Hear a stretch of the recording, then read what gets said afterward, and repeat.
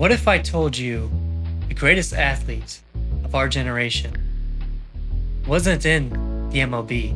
He wasn't even on TV. He was in the backyard.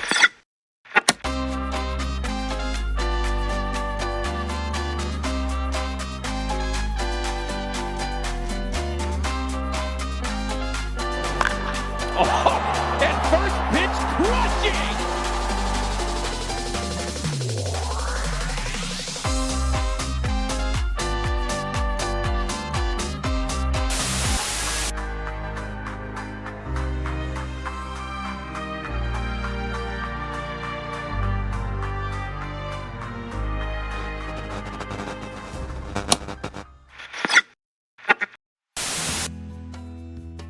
Pablo Sanchez, otherwise known as Pablo Sanchez, or the secret weapon in American. Pablo was born August 18th, a Leo for all the lady fans. Shortly after he was born, his parents immigrated from Mexico, illegally. But he quickly became a phenom, which is typical amongst those type of. But he didn't just excel at baseball. He also excelled at basketball, football again, but his true calling was baseball. From zingers to dingers, Pablo Sanchez was unmatched. He played on thousands of teams throughout the years. Each team, he ended up being the star. No matter what team he played for, he would always end up with the MVP, leading the league in RBIs, stolen bases, putouts, shutouts, ice requests, police requests, stolen gummies, stolen hearts, broken records, broken ankles, racial slurs. He was just that guy. But these are things that most backyard baseball fans already know. But what about the things that we don't know?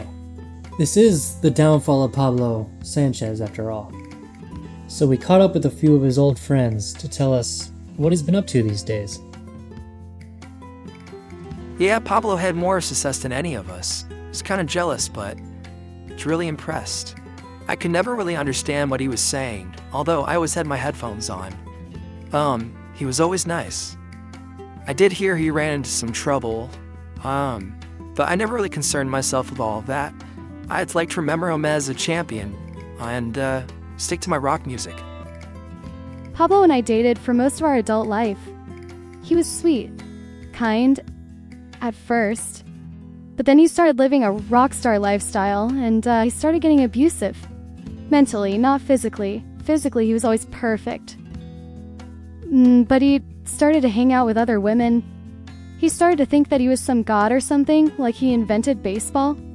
And that's when he developed this no-care attitude. He was also accused of PEDs and drugs, which shocked him. But it shocked me even more, especially when I found the drugs on the floor. And that's when I left him. Oh, Pablo, him and I are still good friends. We still hang out to this day.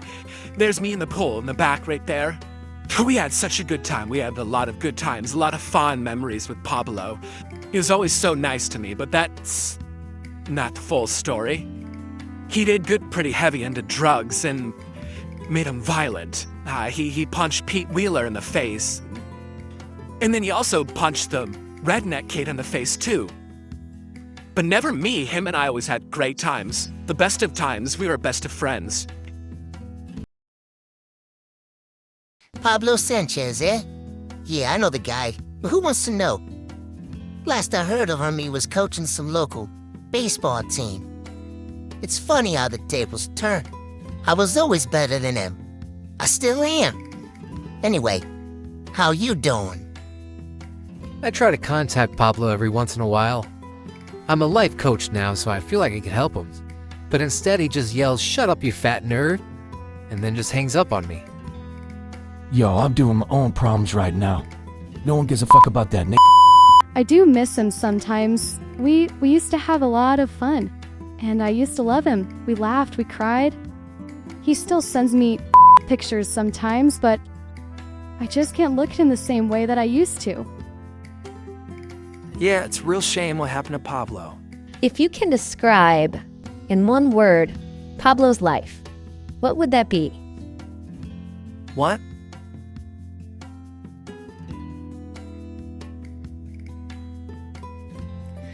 Well, there you have it. The life of Pablo Sanchez. The ups, the downs.